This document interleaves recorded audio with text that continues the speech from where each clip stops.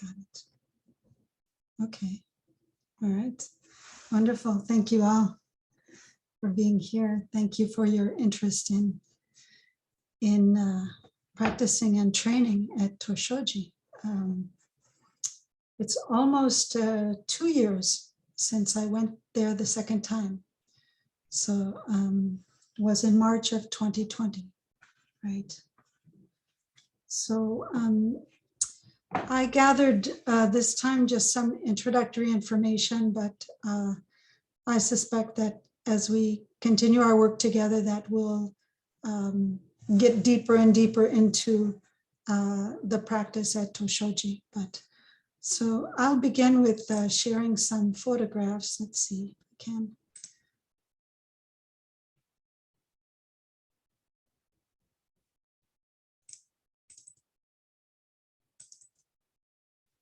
Okay. Not sure how to, this will do as a slideshow. Okay?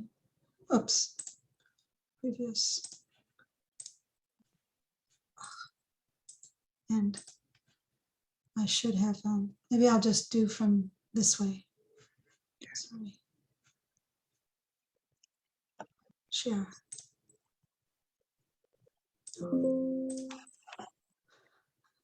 I apologize. So I have this, and I'm going to minimize it. And I go to share the screen.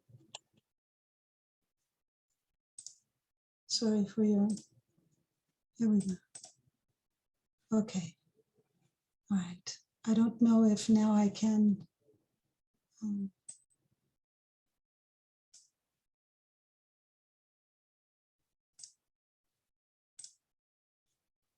Do you see this now on the full screen? Okay. Yes. Thank you for your patience. Yes. Okay, so my travel arrangements were to fly to Osaka. From Osaka, I took a bullet train to Okayama City, the capital of Okayama Prefecture. From there, I spent the night at a small hotel near the train station. And the next day, then I took a smaller train, a very small train, to Yakage, which is the very small town closest to Toshoji. And getting off of the train, coming down from the platform, there's a bulletin board, a map of the area, and it has a symbol where Toshoji is located, so you can kind of orient yourself on the roads. I was told that I could take a taxi from there, but there were no taxis available. So I walked to a gas station, and the guy told me just walking, it's maybe a few kilometers. And then he said, "Gambate." And so I began walking up the hill. And this was my clue that the monastery was yet beyond this gate. So this is just the approach of Toshoji from the road from Yakage. So Toshoji is located in a sort of a deep valley, but it's an ascending valley.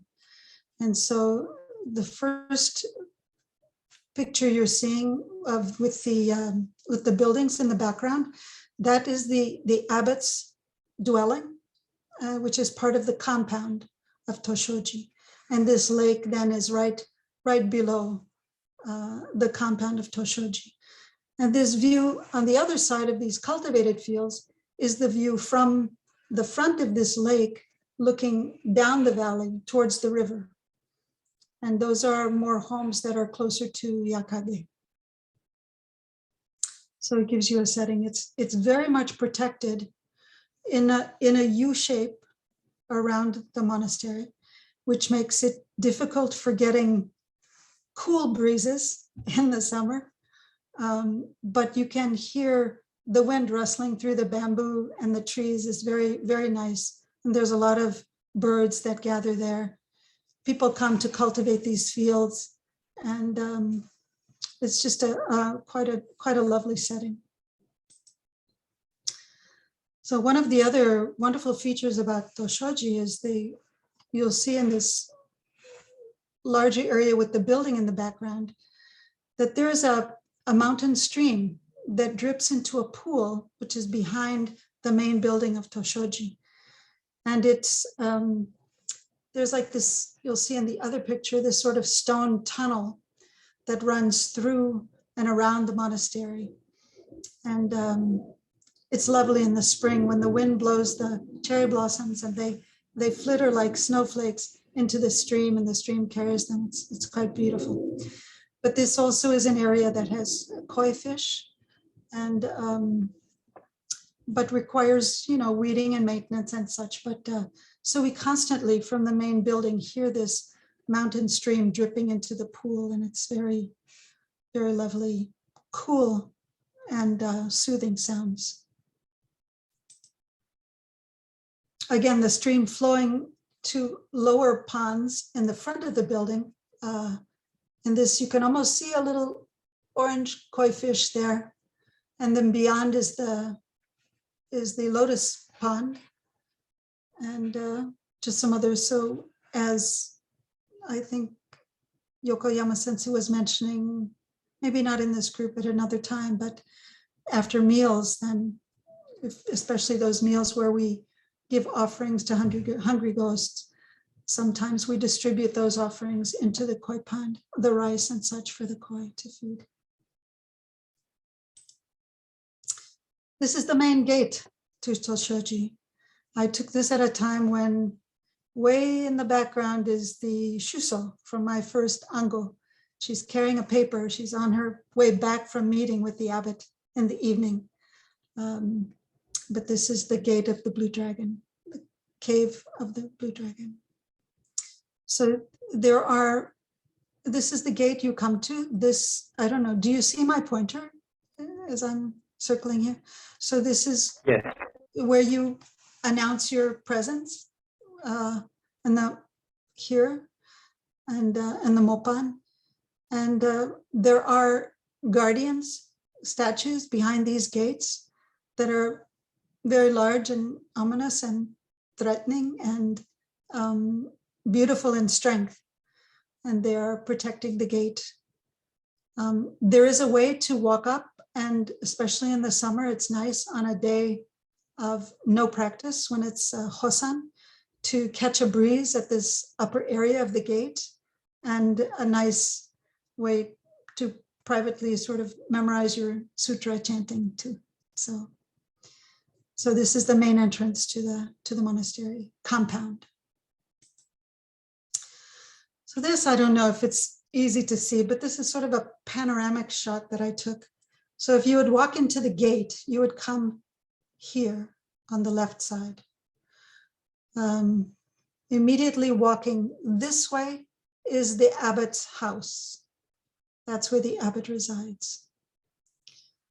Adjacent to the abbot then is the Sodo. This is the main meditation hall and men's sleeping quarters under this large roof here. Let's see, as you would walk from the gate, remember that picture where we saw the monk in the far distance?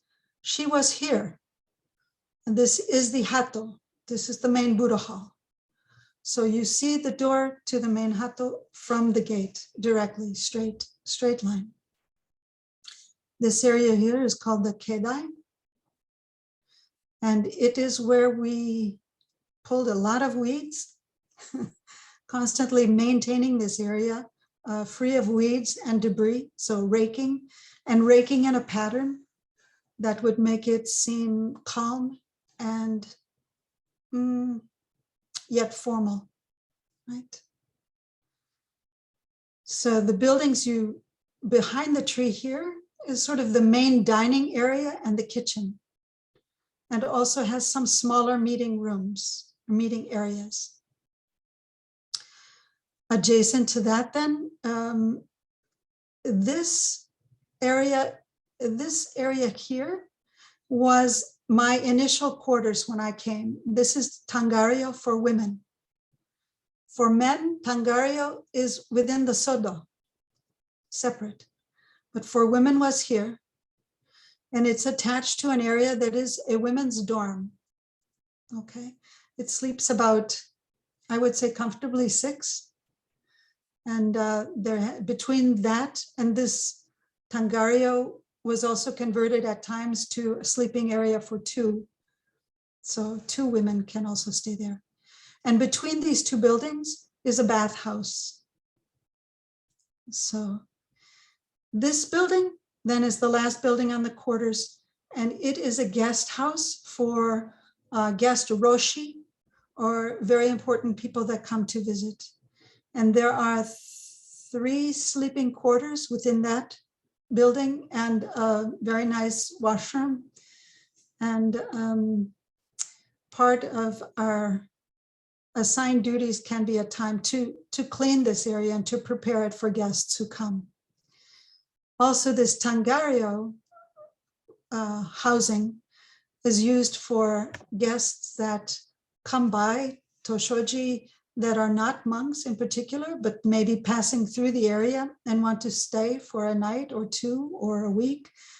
They negotiate that with the abbot, and they join us for meal practice, but they sit at the far end of the table. So are there any questions? As I go through these pictures, please. Okay, you have a question, or you're just saying you're okay? No question. Okay, all right. This, I just threw this in for fun. This was my picture from the Tangario. So you're looking here at the abbot's quarters, his front porch, and the back end of the Sodo. All the rooms have these screens that draw, that are paper screens. And then these also had screens for insects. So, okay. This is a view, a closer view from the Tangario room, looking out again. This is the Sodo. This is the bell tower, okay, where the Bonsho is. And it connects the Sodo to the Hato, or the main Buddha hall. Then this is a view from the Sodo, looking back. This is the main entrance into what is the kitchen, dining area, sort of the main building. There's also, every time I've gone in the spring, there's swallows that build their nests inside, and they come shooting out and feeding their babies. And so we hear the swallows nesting in the temple. It's quite lovely. And then this is the bathhouse, just a different view. So you see it's really rectangular, the compound. And this is the inside, or the formal side of the compound. I put this in because this is a view of part of our sleeping quarters, where we would keep the scroll. Some monks, not all, but I was lucky that Yoke-san prepared the scroll for me to take. It was his way. I guess he can speak more about it, but I felt like it was his blessing, his caring for me to be protected and to be safe and to work hard. So this was my reminder. That was my connection to my teacher while I was away. And this shelf is considered where you would put your most revered items. So we would keep our kesa here, our oryoki set, our sutra books, and things like that. So pardon the look of my bottle of water. This must have been before I learned. So this was part of my quarters in the first year. These pictures, I think, are all from my first year. Oh, and you do have to let your clothes air out because they will get just damp. So this is a board in the main. So once you come into that main building with the dining room and the kitchen, this is sort of one of the first things you would see. And this was the list of all of the monks who participated And starting with number 1, who is Docho Roshi, which is Seto Suzuki Roshi, who is the abbot. Seto Roshi, same name, Seto Suzuki Roshi, but not the abbot. An elder Roshi, who is a wonderful teacher, a wonderful presence. The triangle here indicates that they are away from Toshoji for now. Okay, so the day I took this picture, Dosho Roshi was definitely here, and Godo Roshi was here. I'll show you a picture of Godo Roshi, is sort of the practice specialist. He is actually was born an American, a citizen, and has lived most of his life in Japan and has his own temple in Hiroshima, but he would come and stay for several days at a time, always to help Docho Roshi, especially during Ango and during Sesshin, yes. Then Tanto Roshi, Shika Roshi, Osho, Ryoko Osho was also a very prominent helper. Ryoko Osho would come from his neighboring temple to help. Momon Osho is now a very good friend of mine. He's now in Buenos Aires, Argentina. He spent many years in Japan and is a student of Docho Roshi. So where is Doshin? Doshin is number 26. But look how many come after me, right? But that's only because they arrived literally after I arrived.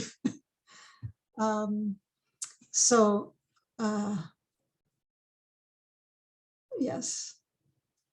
Some are Americans that know Docho Roshi for many years and came to visit. This particular monk is an Italian woman who was completing her zuise. This is Myoshin. And she was visiting, and she visited before she did her zuise to the head temples for pilgrimage to receive her Osho status. And then she came back to Toshoji on her way back to Italy. So it's good to see her. She traveled with, I think, 3 of her students. It was wonderful to see them all, to meet them. This is in another corner of that same room where you see the blackboard. And this is just sort of a list of events as the Ango progresses. Part of it is in Japanese, part of it is in English. But it represents either when someone is here for a long period or when they go away for a long period, when the sesshin will be, maybe who is coming to visit. All those activities of the monastery are listed here on this board for that month. Then this other smaller board lists things in the month yet to come, beyond. So this was also an important feature to check, to see what was coming, who was leaving and going, coming and going, and what was expected of the monastery as a whole. And this is the third sort of center of information, of written information. This is in the Sodo, in the entrance to the Sodo. So this board would be updated daily after the Shusho would meet with the abbot to know what the events of the next day would be. It lists the some of the important, it repeats the important assignments. I think here I was shosu. That was my first job when I came. So Doshin, my name is written there. Jikido is Byon-san. Ensho-san, I can't read the title. But anyway, so Jisha was Suiki-san, so Soki-san. And this area here, Dairyaku Choka, you'll see, we will talk, there are many different forms of the morning service. Dairyaku Choka, I think is one of the longer ones. Am I right? I think so. Dairyaku is, I think it's abbreviated. Oh, it's the most, okay. So that was just the Heart Sutra and the Daishin Darani, if I recall. So there must have been some other events that day, and the abbot needed to break away quickly. So we had an abbreviated service in the morning. This board would be used to update information for the evening. If, for example, the evening zazen would be suspended, or you would be directed to do zazen in your own sleeping quarters, then that would be written here. Or if there was a special rehearsal or practice in the evening, perhaps during the first period of zazen, then that would also be written here.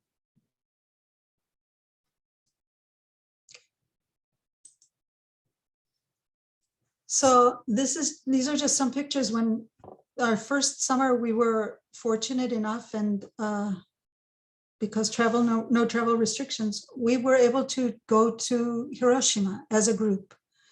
So not all the monks went, because some of them had been before. And so the Choroshi liked to keep it to those people who had never been. So there's some Western and national monks, obviously, on the tour. So this woman is Onryo-san. She is with Clouds and Water Zen Center in St. Paul, Minnesota. This year was our first year together. And the second year, she actually was Shuso. And this woman the woman next to her is from Iceland. The woman behind her is a German national. And this is Bjorn-san here. And this is Yuki-san. And the monk in the back with the glasses, I think he's holding a camera, is also from Iceland. This was Suki-san. He was very nice, playful.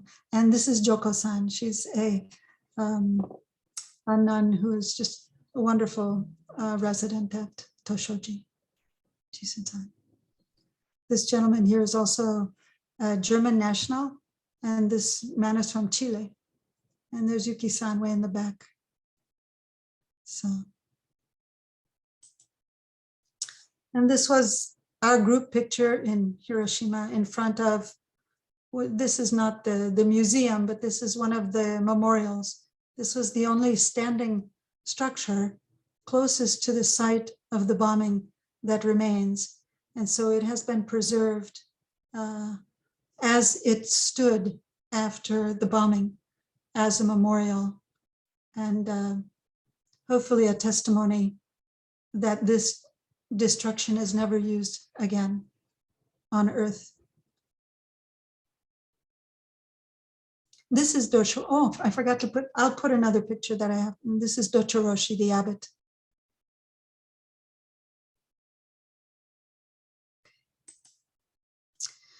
So just again, examples of the life in the monastery. We had study time together where we would study the Shobogenzo. I think in this particular, we were studying Dogen's writing on the time being. So it was a challenge, but everyone brings their serious mind, their creative mind, and their respect for each other. And it was always a good time for sharing. This again during that first summer when there was no restriction, we could have teachers. And this is one of our art teachers. And we would assemble tables from the dining room and put them in this other area.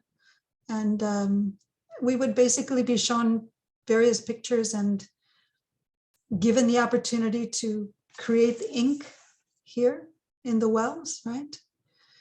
And to practice our strokes and to, as best as we could, to replicate part of the image or the entire image that we were given as an example. Then we could take our work to the teacher and get commentary.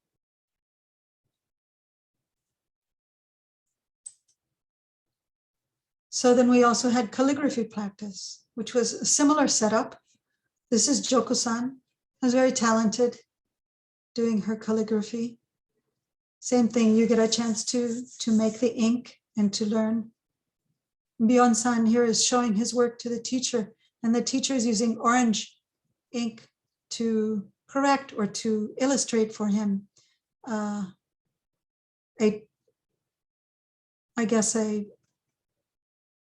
the teacher's technique, right? So it was a wonderful time for receiving that commentary. Then we had baika practice. So you see the baika sets here. Some people brought their own, some people had their own, and others we had sets there that we could borrow. A very wonderful teacher, very patient, and she came with two of her students who demonstrated for us and encouraged us, were models for us in technique and practice for opening the text, opening the set. It's very beautiful ritual. And this is part of the class after we came back from break. So this woman was visiting. She's just a lay visitor she's from Colombia, South America. And this gentleman is a monk from behind her, a monk from Australia. So, I'll go on. I took this shot. This is meal practice. It doesn't really do justice. It's kind of a candid shot that I took very timidly as I was leaving in the last day. And this is Godoroshi, the American-born practice Roshi, who comes and has his temple in Hiroshima, but who came to help us many times. So this is morning. You'll see the oryoki sets, people dressed in their robes and serving rice in the wooden buckets. Those people in the middle that's closest would serve the table. You would pass your bowl and they would serve the table. So this tree on the left, I included it as a picture because there was one time when I was sick and I could not attend, and they prepared for me a tray and brought it to my room. So I thought that was so beautiful, and I felt so touched by their service. So they take very good care of you. If you're ever ill in any way, there is some medicine there and a lot of know-how, but Docho Roshi would not hesitate to send you to Yakage for presentation to a medicine, to a doctor. So, and not to be missed, this is the communal bathhouse for monks. So this tub is actually very deep and big. So at least, I think we've had 3 or 4 women in there at once at some point, but the practice is shower and then the tub, not always, depends on the budget and depends on the availability of water. But we would, there's actually a burner outside of this room that would, you would burn wood to heat the water that you could fill this tub. And so we would shower first and then submerge in the hot water. It's very relaxing and restorative. And on the left then, an example of the daily schedule, beginning at wake up at 4 o'clock. I can email all of these sheets to you separately so you can look at them more closely and have them. But you begin with wake up. You would have to be in your seat for Zazen no later than 4:20. The Choroshi would come in between 4:25 and 4:30 after he made his other rounds to sit with us. 10-minute kinhen, 10-minute break for kinhen, and a second period of Zazen. and then choka, the morning service, followed by breakfast. Then nitten soji is called caretaking, and those you would have an assignment for a certain period of time where you had an area that you were responsible for and within the compound for cleaning. Could be the bathhouse, right? Could be the sodo floor or dusting in the sodo. It could be sweeping, vacuuming, dusting in the hato. But whatever your area was then, during this nitten soji period, you were responsible to. Remember, in your breakfast, you're wearing your koromo, your okesa. You go back to your sleeping quarters and change into your samwe, and then you go do the nitten soji. Then if there is chosan or formal tea, you stop your nitten soji, you go back to your room, you put back on your koromo, you put on your okesa, and you go for formal tea with the abbot, which might be a small cup of tea and one Oreo cookie. And then you would read from Dogen Zenji's Zuimonki. And you would read one chapter, and you would read it in the language of every person that's present there. So it would begin with Japanese, then English, then Spanish, German, French. I think we even did Icelandic once. So all of those languages, and then the chosan would be over. You would go back to your room, hang up your koromo, fold your okesa, put on your samwe, and then you would do samo. So this would be yet a different area of work. It would be assigned, it would be announced during the morning, but it could be weeding the garden. It could be with a weed eater, cutting back the weeds growing over the where the koi pond is, or where the mountain water stream comes down. So it would vary, or it could be weeding the kedai, right? Then bells would ring, and you would know that noon service. Then you would stop your service. You would go back to your room. You would put back on your koroma and your okesa, and you would go to the hato for noon service. After that, we would have informal luncheons. So not in oryoki, but just a different service. Following lunch, there was a bit of a rest period, usually about maybe an hour, maybe 45 minutes. And at 1:30, we had to report to the hato in our samwe for afternoon work. And again, that could be various assignments, but you might be assigned to build the fire for the abbot's hot bath, or weeding, or washing towels for the kitchen, or folding wash towels for the kitchen. Many different activities within the. At 3 o'clock, someone would come around and they would have clappers, and they would announce that your work period is over, and you'd go to the dining area for informal tea. So when it was hot, there would be hot weather, there would be cold tea. There would also be hot tea.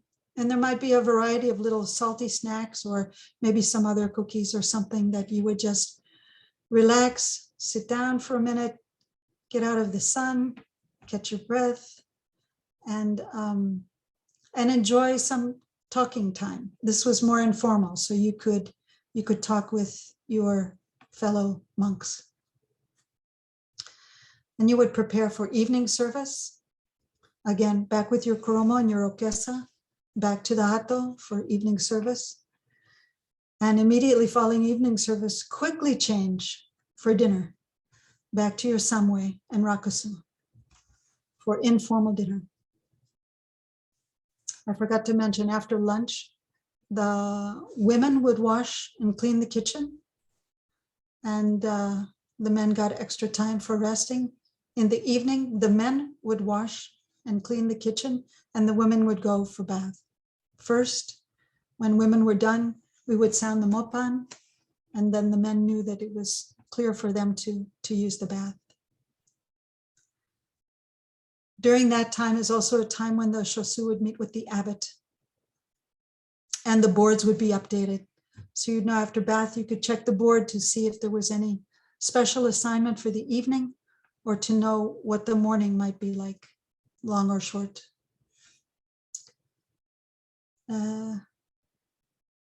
Then we prepare for zazen again. So back again with your koroma and your okesa, and you go back for zazen to the sodo. With kinhin, break, second period of zazen, and then the end of zazen, and immediately to your sleeping quarters, and you're in for the evening. So the notes on the bottom, on days ending in 3 or 8, the evening zazen would start a little later,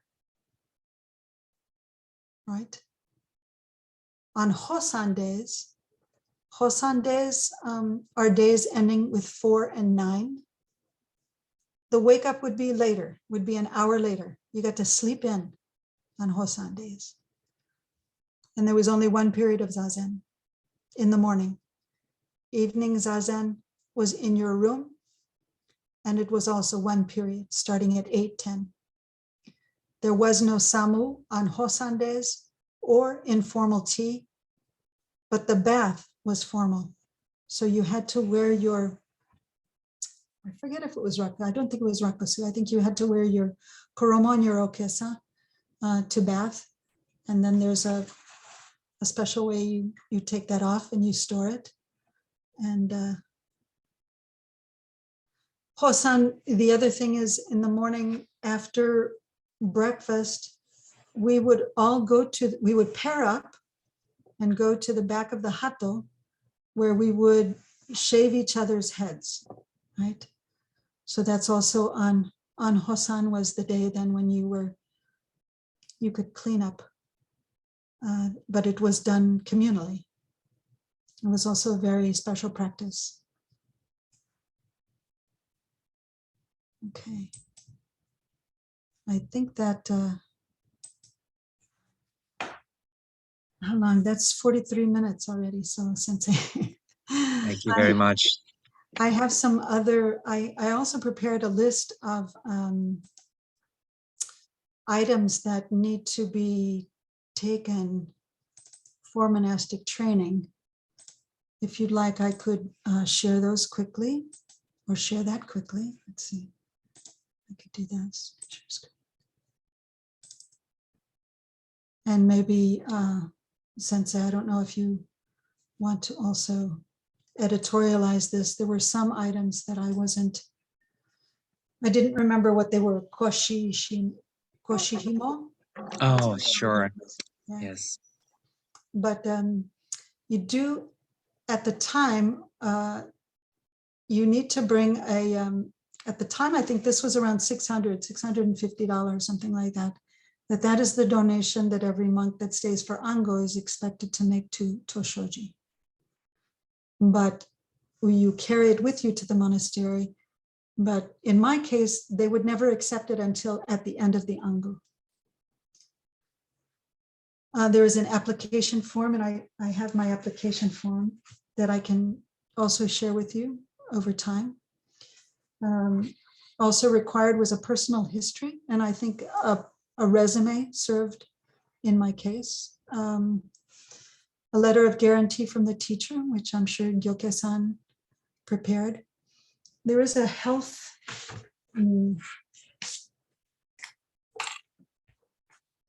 a formal, it's called a health certificate of health, that you would take to your doctor and have them fill out some data.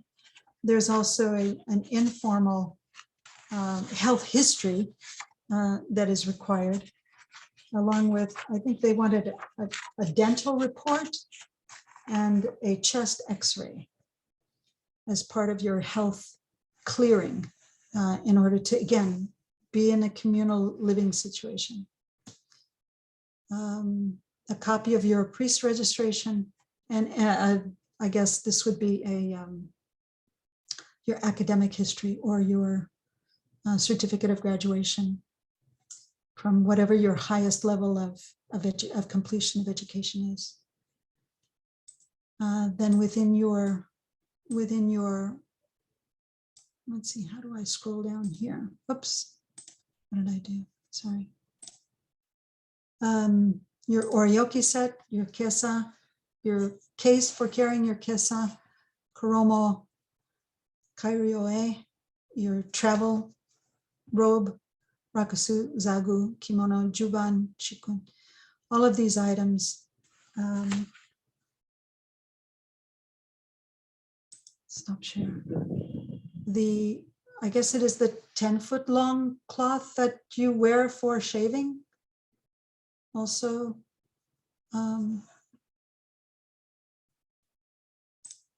Sensei, I'm going to go also this for guidelines.